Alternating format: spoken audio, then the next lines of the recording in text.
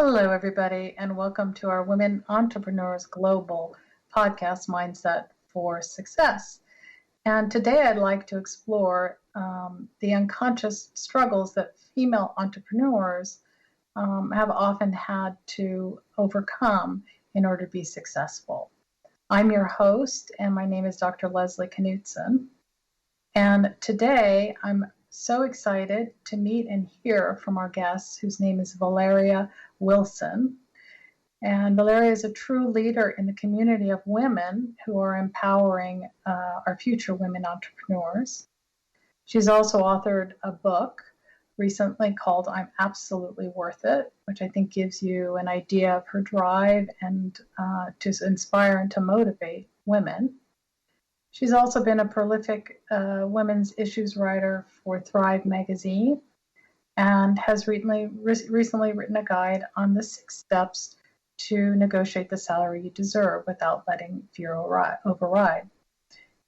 Velera has also had a really successful long career as a leading marketing strategist for 20 years.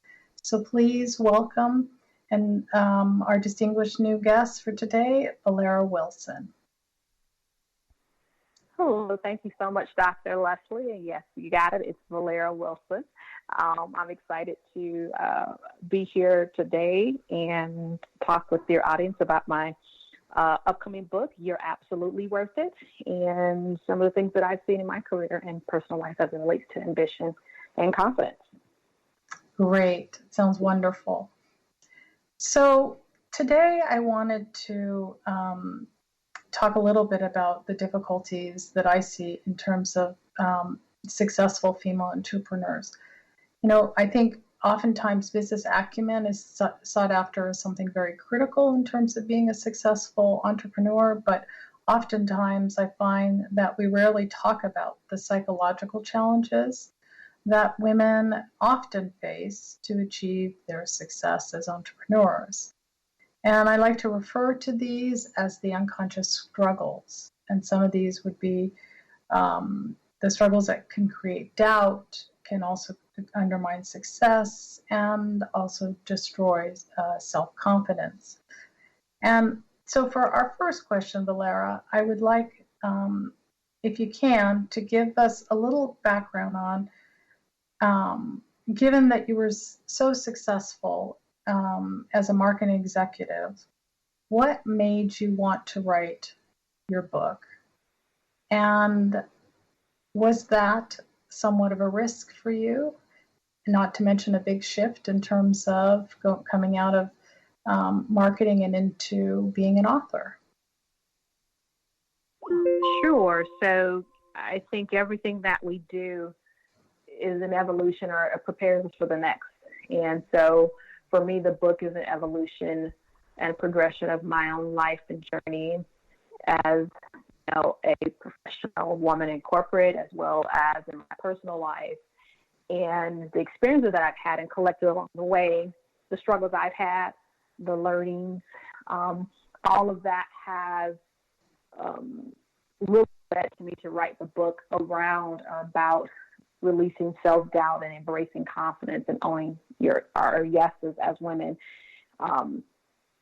So often I have found for myself in particular, and then talking with so many other women as I've progressed in my careers, we have the external signs of success, the things that we're pushing towards and that people see, but they don't always see the struggle or the internal voices, the internal chatter that we might have of ourselves. And that's where you hear, about imposter syndrome, often, rearing its ugly head and causing us to really doubt ourselves and to wonder, well, am I really good enough? Or can I really ask for that promotion or that salary? Or can I really go for that role? Or can I really own my voice? And all of those things just, they're part of our experiences. And I found that it becomes so important now to talk about that, because we need to know, one, that we're not alone, two, that we're not imagining things, and most importantly, three, that there are ways for us to overcome that and still be successful. I don't think that fear or doubt will ever leave us, but we can manage it to the point that it does not short circuit our own success and goals and dreams. And what are some of the strategies that you use to overcome that? Let's just go with the imposter syndrome which, is such a frequent discussion around women entrepreneurs in terms of sort of struggles they have. But what did you do to be able to overcome those kind of dark days when you weren't really sure if you were able to go as far as you wanted to go? Sure. I think one of the most important things is to own where I was. And I say that to every woman, is to own where you are and not to discount it in your pursuit to the next. I found that for me, particular times, is that when I'm pushing for the next phase of growth, the imposter syndrome comes from discounting where I've come from and how hard I've had to work in order to get to where I was, and know that work prepared me for the next. And it's just that uncomfortable phase that causes us sometimes to question, am I enough for the next phase of growth? When in fact it is. It's just the unknown. It's that gray area, right? That the space between where we are and where we want to be is uncomfortable. It's uncharted territory. And it becomes important, as I mentioned, to really say, no, wait a minute. I have worked this hard and this long to get here. Whether it be student loans to be repaid, whether it be hours at work, hours studying to get certifications and degrees, hours spent working in a certain field. I positioned myself for this. I positioned myself for the next thing. And to own that and let that be the platform from which you stand with confidence, and that I stand with confidence to say, yes, I have room to grow, but I also have worked to get to where I am, and it's positioned me for where I want to go. I think that's the biggest thing, is to own that, and to know that perfection is not required for confidence.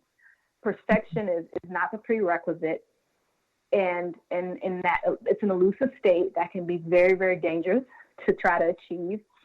And if we can't wait to be confident until we feel perfect. We can't wait to be confident till when we get that next title. Confidence starts today. And it starts with owning the value that we bring and deliver today, because what we know, no matter how little we think it is, it's always something that someone else needs. When we were hired, whether it be an analyst role, entry-level role, we were hired for something that we know how to do. And whether that be, again, analyst or VP role. So own what you know right now. Value that. So I also with confidence. Excuse me. And I think you're also talking about how important it is to really celebrate the small wins and take those on board and really let them sort of define you in the moment in terms of what a great step forward you've made. And yes, there are other challenges down the road, right? But for right now, exactly. You've got this win. That's right. That's absolutely right. And I think that's really important, and certainly something, I guess, that you could mentor to other women coming in who think they have to be perfect, as you said, all at once. Mm-hmm. Nope, no one's arrived. Probably not. So let me ask you, it's sort of in the same ballpark, let me ask you a little bit about the guide that you wrote on steps that women can take to ask for a raise while not being overcome by fear. So asking for money, whether you're a female exec or raising capital as an entrepreneur negotiating term sheets, can be scary. And I wonder, in your experience, why do you think it's so hard for women to ask for what they feel they deserve? And have you ever done it yourself? If you could share that. Oh, yes. I just literally was having a conversation with a woman today about a position, and she and I are talking about how salary conversations are very difficult for her to have, and she said something that I just consistently hear so many women say that I've said is, well, am I being too greedy?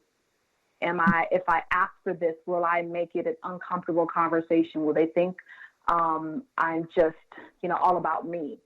And so it really becomes almost this community mindset to our own personal well-being. And I don't know, maybe sometimes that happens from just how we were nurtured as women to be community minded. It's about, let's play together with dolls. Everything is community minded. Maybe men aren't always, they're throwing rocks at each other. Everything that they do is usually very competitive. So it becomes all about them winning a lot of times.